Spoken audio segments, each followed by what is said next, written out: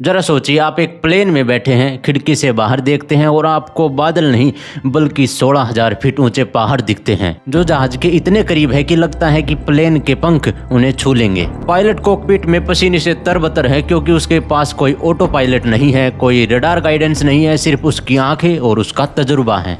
ये कोई Hollywood movie का सीन नहीं है, ये है भूटान का पारो इंटरनेशनल एयरपोर्ट। एक ऐसा एयरपोर्ट जहां लैंडिंग के वक्त पैसेंजर की सांसें अटक जाती हैं और पायलट की असली परीक्षा होती है। और क्या आपको पता है कि दुनिया में लाखों पायलट हैं, लेकिन इस एयरपोर्ट पर प्लेन लैंड करने की इजाजत सिर्फ गिने चुने 24 से 25 पायलट को ही है। तो आज की वीडियो में हम एक्सप्लोर करेंगे पारो एयरपोर्ट के वो राज जो इसे वर्ल्ड मोस्ट डेंजरस एयरपोर्ट बनाते हैं। तो सबसे पहले बात करते हैं इसकी लोकेशन की। पारो इंटरनेशनल एयरपोर्ट समुद्र तल से लगभग 2235 मीटर यानी कि 7,332 फीट की ऊंचाई पर एक तंग वैली यानी कि घाटी में बसा हुआ है। आज के समय में ज्यादातर मॉडर्न एयरपोर्ट्स पर पायलट ILS यानी कि इंस्ट्रूमेंट लैंडिंग सिस्टम का इस्तेमाल करते हैं जो प्लेन को अपने आप रनवे तक गाइड करता है, लेकिन पारो इंटरनेशनल एयरपोर्ट में इस चीज को तो आप भूल ही जाइए। यहाँ ILS काम नहीं करता क्योंकि पहाड़ों की वजह से सिग्नल ऑब्स्ट्रक्ट यानी कि रुक जाते हैं। यहाँ पर पायलट को विजुअल फ्लाइट रूल्स यानी कि VFR पर भरोसा करना पड़ता है। इसका मतलब है कि पायलट को अपनी आंखों से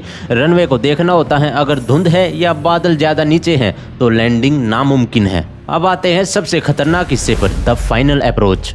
दुनिया के ज्यादातर रनवेज पर प्लेन 8 से 10 माइल पहले ही सीधे अलाइनमेंट में आ जाते हैं, लेकिन पारो एयरपोर्ट का रनवे इतना छुपा हुआ है कि पायलट को रनवे तब तक नहीं दिखता जब तक वो बिल्कुल उसके ऊपर ना पहुंच जाए। और लैंडिंग से ठीक 30 सेकंड पहले पायलट को प्लेन को 45 डिग्री के एंगल पर तेजी से मोड़ना पड़ता है ताकि वो उन घरों की छतों के बिल्कुल ऊपर से निकलकर रनवे पर टच कर सके। और एक और बात, इस रनवे की लंबाई सिर्फ 1964 मीटर है जो कि एक बड़े कमर्शियल प्लेन के लिए बहुत ही कम है। मतलब कि थोड़ी सी भी देर हुई या स्पीड ज्यादा हुई तो ये प्लेन सामने के पहाड़ों से टकरा सकता है या फिर रनवे से बाहर निकल सकता है। अब सवाल आता है कि अगर इतना खतरा है तो कोई भी पायलट यहाँ से उड़ान क्यों भरना चाहेगा। देखो दोस्तों, यहाँ लैंडिंग करना हर किसी के बस की बात नहीं है क्योंकि भूटान की नेशनल कैरियर ड्रुक एयर और भूटान एयरलाइंस के गिने चुने पायलट ही यहाँ लैंडिंग करने के लिए सर्टिफाइड हैं। अक्सर ये संख्या 24 से 25 के बीच ही रहती है और इन पायलट को एक कड़ी ट्रेनिंग से गुजरना पड़ता है। उन्हें सिमुलेटर यानी कि प्लेन सिमुलेटर पर घंटों प्रैक्टिस करनी पड़ती है और फिर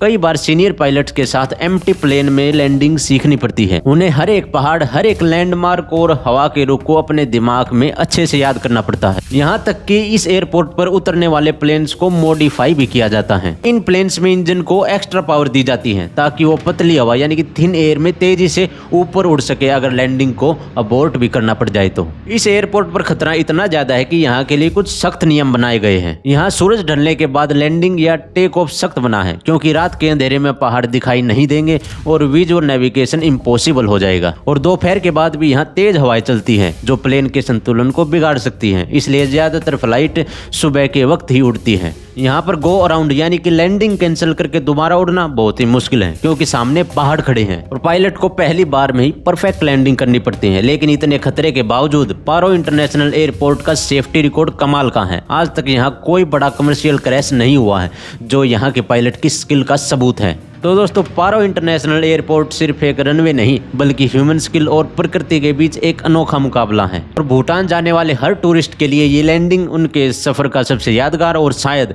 सबसे डरावना हिस्सा होती है। तो क्या आप ऐसे एयरपोर्ट पर लैंडिंग करना चाहेंगे या फिर आपको लगता है कि आज की समय की टेक्नोलॉजी को इसका कोई बेहतर उपाय निकालना चाहिए? कमेंट करके जरूर बताएं और अगर आपको वीडियो की इन्फॉर्मेशन अच्छी लगी है तो चैनल को सब्सक्राइब भी जरूर करें।